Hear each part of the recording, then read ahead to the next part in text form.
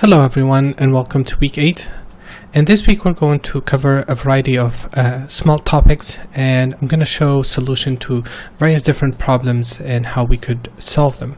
Now during the first 7 weeks we've covered everything pretty much there is related to destruction, and I think at this point you guys are very comfortable with the workflow, very comfortable with Houdini.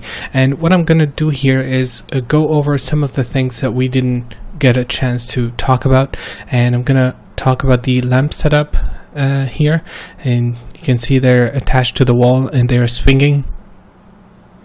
So we're gonna talk about that, and then I'm gonna talk about the curtains and the wire, this part. So I'm gonna talk about this as well, and we're gonna use vellum to create the windows tearing. You can see that the curtains here are tearing apart and they're attached to the wall.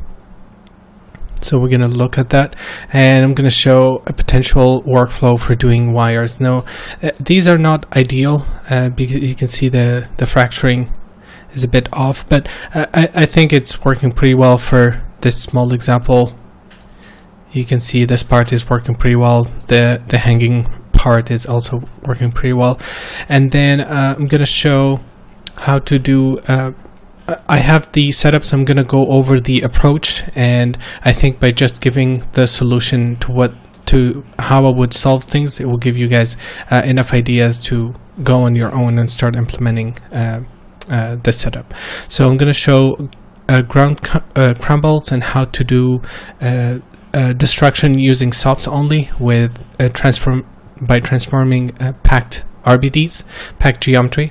And we're going to talk about the curtains, and we're going to show how to do a rock or a cliff crumbling and to get the realistic separation of the pieces.